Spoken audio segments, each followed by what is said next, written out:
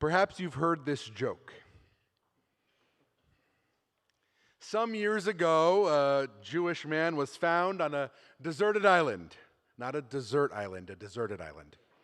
That's not the joke, but that's also whatever.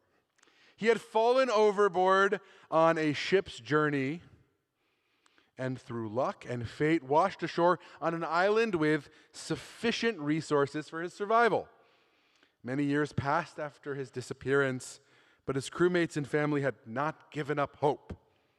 Diligent search parties had traversed the oceans, and nearly a decade after the man went missing, reports went out that the man had been found. It was a headline story.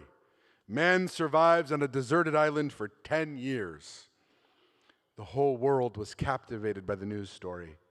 After his rescue crews, news crews arrived and interviewed the man about how he kept himself alive and going for such a long time.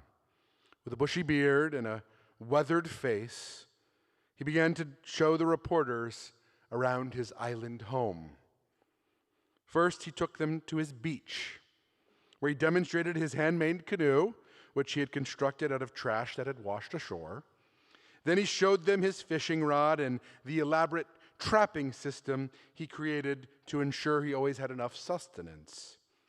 Next, he took the reporters to the house where he had taken shelter all these many years. He showed them the mattress he had crafted from organic materials and even demonstrated the mechanism he made for water collection. There was always fresh water, plenty for him to survive on. Finally, he told the reporters, I want to show you something very special to me. And he led them over to an ornate hut at the top of a small hill. This place, this is my synagogue, he declared proudly. A synagogue? You built a synagogue on your deserted island? They asked. Why, yes, he responded. My faith was very important to me. During my survival, I marked Shabbat every seventh day. That's how I counted time. I even did my very best to follow the moon cycle such that I could hold by the holiday calendar. I'll admit Passover was a little difficult on the island, but Sukkot was very easy. As they stood in awe of everything the man was saying and everything he had built, one reporter interrupted. Excuse me, sir, he said, while pointing to a nearby hill in the distance. What's that building? The man replied, oh, that place? That's the synagogue I'd never go to. Friends, this morning I want to talk about Jewish diversity and the many ways we as Jews relate to one another. I love this joke, and I think you find it funny as well because there's some truth in the thinking described here. We associate ourselves lovingly with the places we call home, and we look sometimes with judgment at places that are foreign. But more than that, what this joke says is that we need this diversity in order to find meaning. There's something powerful about the distinctions we make between ourselves and others. Even on a deserted island, we might build a place we would never enter. Remember that letter we discussed yesterday? I know you do. The one in the display case that's been there for many years. Perhaps yesterday you read it for the first time, or perhaps, as some of you told me after the services, you've read it every single time you've walked into the building and wondered aloud what it could mean. Let's look at that letter again. Yesterday we spoke about how we must listen to the voices of our past because in those voices is not only prayer, but perhaps the voice of God. Today, let's engage with those voices. Let's remind you and us and me the text. To the present members of Congregation B'nai Emunah, this letter is a voice from the past.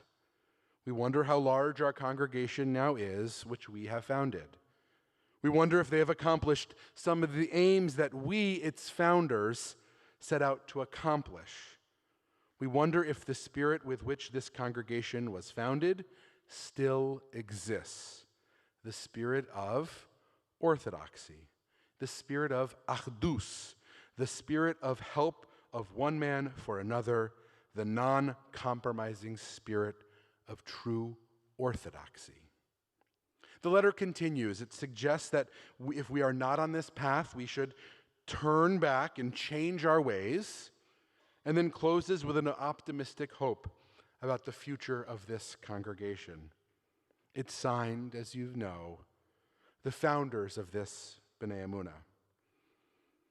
For a very long time, modern Jews have engaged with their Judaism through the lens of denominations. For the founders of this congregation, that language was readily available. And for some, denominations remain the organizing principle around which North American Jewish life is structured. But the world I live in feels as though things have changed along the way and are again in the midst of changing. While change has always been a part of Jewish life, I'd like to suggest that what we find ourselves in now is a moment of rapid transformation. Previous lines of definition have shifted. In today's Jewish world, ideology is no longer the organizing principle of coherent Jewish experience. Relationships matter more than anything else. To understand all of this, we first have to understand a little bit about denominations and where they come from. The earliest mention of the term Orthodox Judaism, you may be surprised to learn, comes from a German magazine in 1795. The publication, which the philosopher Immanuel Kant was the philosopher Immanuel Kant's preferred magazine, dealt explicitly with the question, what is the Enlightenment?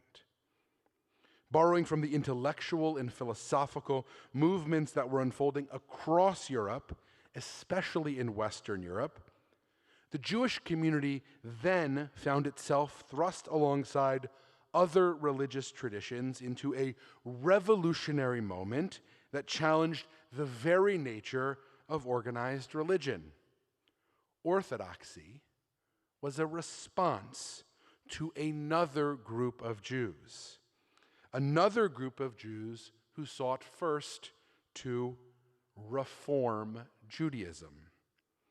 Early reformers at that same period in the late 18th century sought to reform worship practices of Jews in synagogues such that it would be more attractive to a Jewish public whose aesthetic and moral taste had become attuned to that of their Christian surroundings.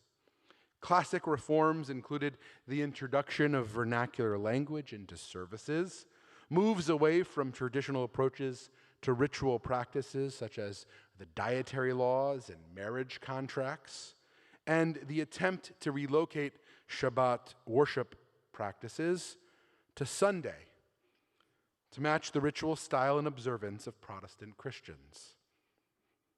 All of this unfolded as a religious people grappled with scientific, critical approaches to the study of Judaism and shifting understandings of the roots of tradition. The history of this period of Jewish life, from the late 17th century until the early 20th century, is rife with schisms and conflict. Ultimately, what is birthed is a framework for understanding Jewish diversity, which uses the language of denomination to note the differences in style and perspective. But Moses didn't have a denomination. Denominations were created to help us navigate a complicated and changing world. While theological beliefs and interpretations of Jewish law are often part of this diversity, ideology is what typically defines one group from another. From strict adherence to Jewish law to flexibility regarding ritual observances, from striking a balance between tradition and modernity to seeing Judaism as a constantly evolving civilization. These brands of Jewish expression have often taken the form of national organizations that set standards and expectations for the various brand identities. Self-organized synagogues, like ones in Tulsa, Oklahoma, choose from a menu of possibilities as a means of connecting themselves with a broader Jewish world and as a way of defining scope and purpose. For most of the last century, this has been the operating style of North American Jewish life. But all of this, to me, feels like it's rapidly changing. When our founders waxed poetic about the future denominational affiliation of this synagogue, they did so amidst a world that was rapidly changing as well.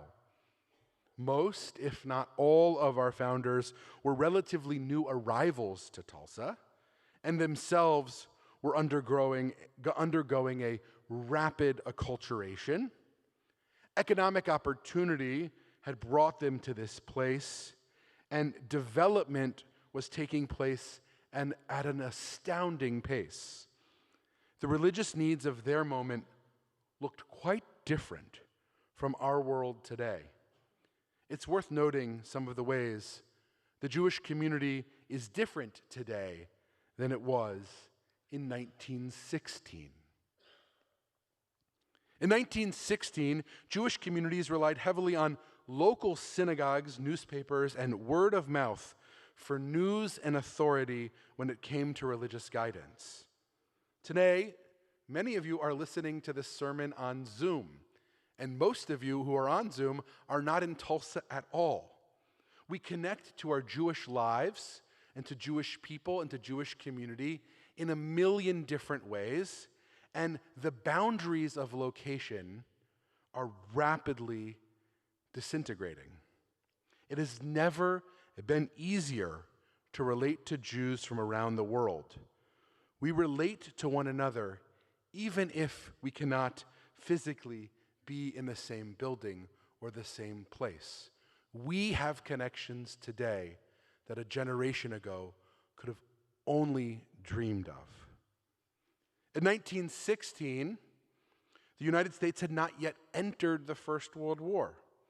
While the Zionist movement was gaining momentum and remained nascent, it had not yet come close to achieving its goal, and the Holocaust, which annihilated Eastern European Jewry, was an event beyond imagination.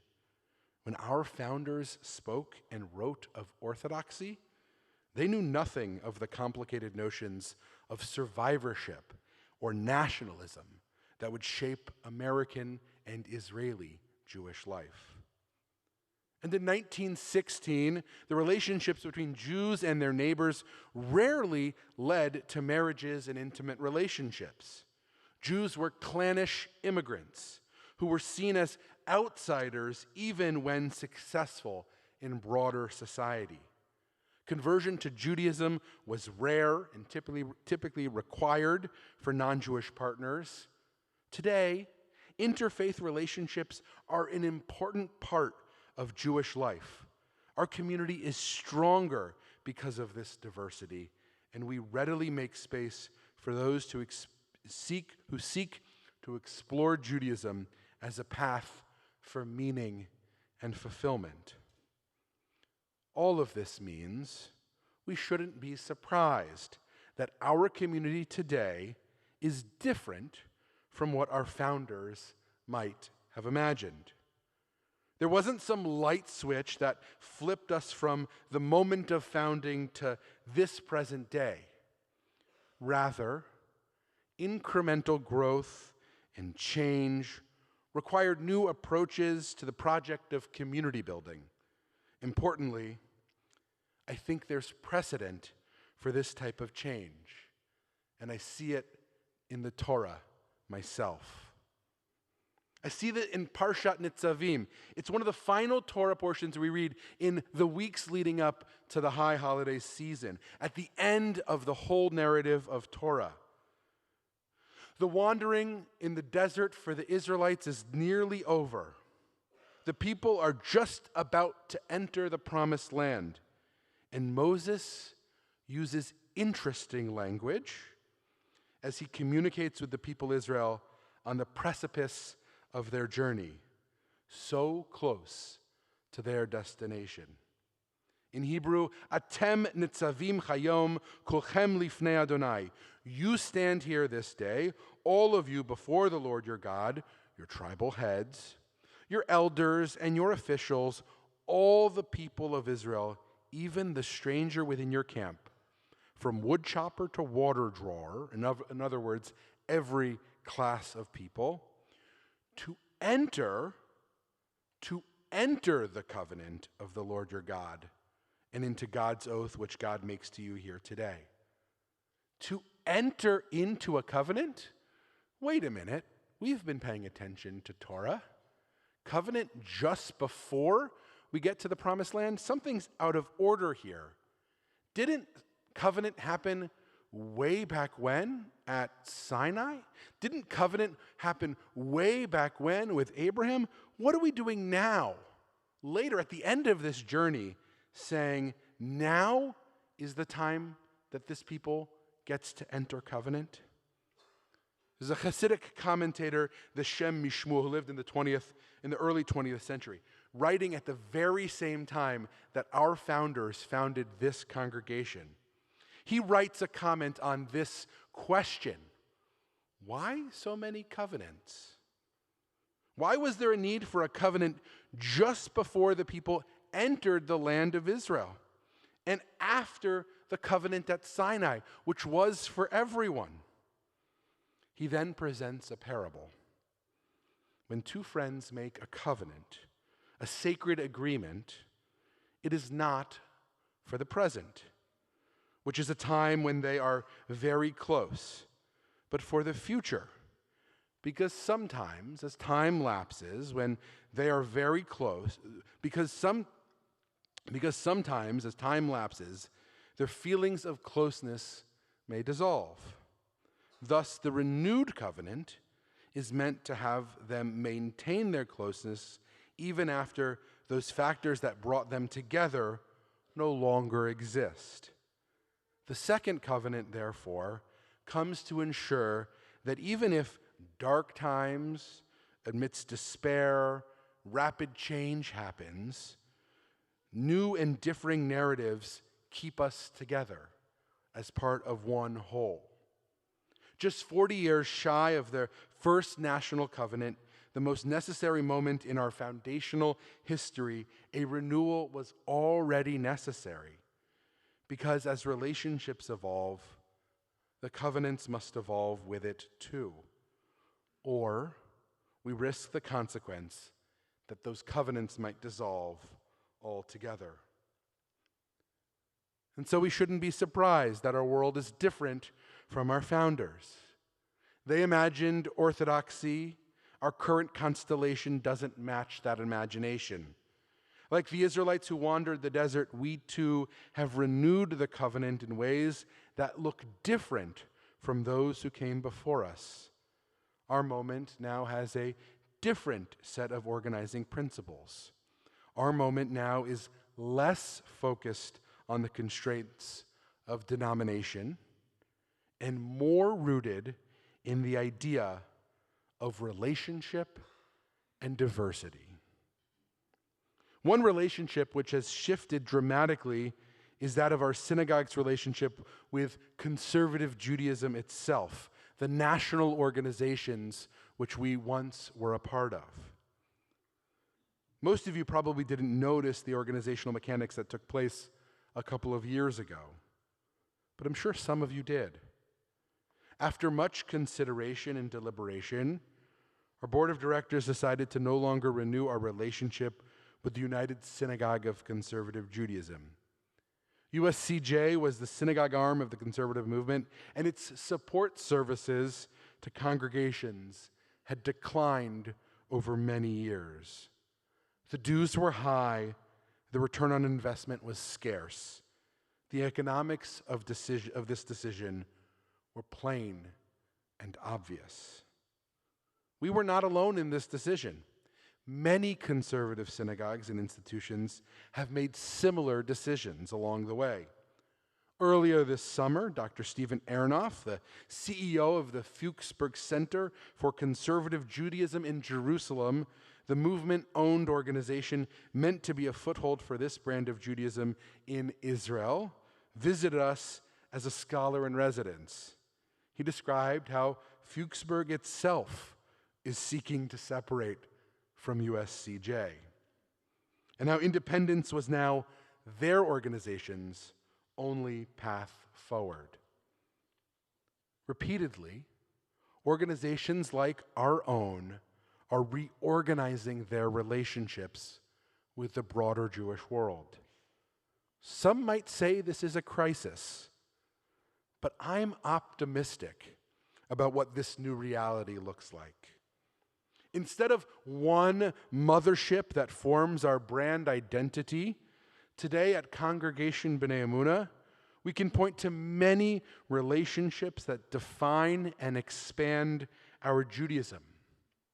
For high-level introduction to Judaism, we affiliate with American Jewish University's Miller Introduction to Judaism program. For many years now, we've been partners with over 60 other congregations from across denominational spectrum in developing and implementing a university-level curriculum within the walls of our synagogue. As a lead instructor, I get to collaborate with other teachers of this course and share resources and ideas that deepen and broaden the experience of everyone involved. The community mikveh just behind that wall, which is housed here at the synagogue, is an official member of Rising Tide Open Waters Mikveh Network, a group of nearly 40 mikvahs who are committed to providing inclusive and accessible ritual experiences to the full diversity of the Jewish people. From practical resources on construction and accessibility to training for volunteers who want to be more deeply involved in this area of synagogue life, we are aligned and in relationships with mikvaot all over the world, from Toronto to Sao Paulo, from Israel to Tulsa. We learn from one another to enhance what we can do independently. And of course, as an affiliate of HIAS in running our refugee resettlement department, we are in ongoing relationship with Jewish communities all over the United States, with whom we have shared values and purpose. Earlier this summer, I was part of the first ever convening of HIAS rabbis. That is, rabbis whose professional settings bring them into daily and weekly contact with refugee services and the Jewish community. We not only discussed ways of integrating more volunteers into this critical work, as well as messaging on issues of importance to refugees, but we shared resources about how we talk about our Judaism with staff and clients, the majority of whom are not Jewish. Our community is stronger and more connected because of relationships like these. And I could go on and on. There's Kavod V'Nichum, the organization which supports the work of Chevra Kadisha, Sacred Burial Societies. And then there's the SRE network, which challenges Jewish organizations to have the very best standards in place regarding safety, respect, and equity in all of our offices and communal spaces. An assistant director from Camp Ramah in the Rockies has joined us this high holidays. Mirit Sands is with us to lead programming for our children on these holidays and on these special days. In so many ways, we are deeply connected to a broader Jewish world through the relationships we carry. And that's what's critical here, is that while some of these networks share ideology, there are many different intersections that create the network map for a synagogue like ours. We are not simply flying a single banner of one brand identity. We are citizens of a complicated Jewish world that is always renewing and reestablishing relationships. I have a sense that the present and the future of Jewish life will rely on these relationships. Yes, there will be a whole host of various ideological efforts to contain and corral Jewish identity. They will say what's right and what's wrong and push perspectives rooted in experience. Some of them are successful or moderately successful. Chabad and Aish HaTorah push a brand of orthodoxy which some find compelling but has little impact on the normative Jewish world, the normative Orthodox world. The Reform movement remains healthy, although more loosely connected than ever before, with synagogues merging, some of them reevaluating their physical space needs, and even the closure of an academic campus. What will keep Jewish communal life vibrant is our ability to be in relationship with one another despite our differences in preference and style or approach. And in a place like Tulsa and a congregation like B'nai Emunah, our opportunity for relationships is better than almost anywhere else. We are already a diverse congregation, full of paradoxes and puzzles. I say frequently that if everything we do feels comfortable and good, we're probably doing something wrong. Because our small community is diverse and multifaceted. Whatever type of Jew you are in Tulsa, Oklahoma, you are probably the only one. Which means it's even more important that we come together through really knowing one another. And it's important that we know and stretch ourselves. You've already done the hard work by opting into the Jewish community to be here today for an experience like this one. But there remains more to do. We need to know how we're the same, and we need to know how we're different. We, like the Israelites at Sinai, we renew our covenant with God and each other as we begin each new year. We commit to being in this place and being part of community. We come together in moments that stretch us and prompt us for reflection and growth. We complain. We contribute. We do our individual part to shape the whole. As a community, we are the collection of the relationships we share together. And to be part of this synagogue is to be in relationship with others in this shared space, and of course, to those who came before us. While there is plenty about present-day congregation B'nai Emunah that might not meet the ideals expressed by our founders in that time capsule letter, I have a feeling the ideas I've shared today would resonate deeply with them. I think they understood the importance of relationships and the inherent challenges of strict ideology. Here's what I see, and I see it in their actions.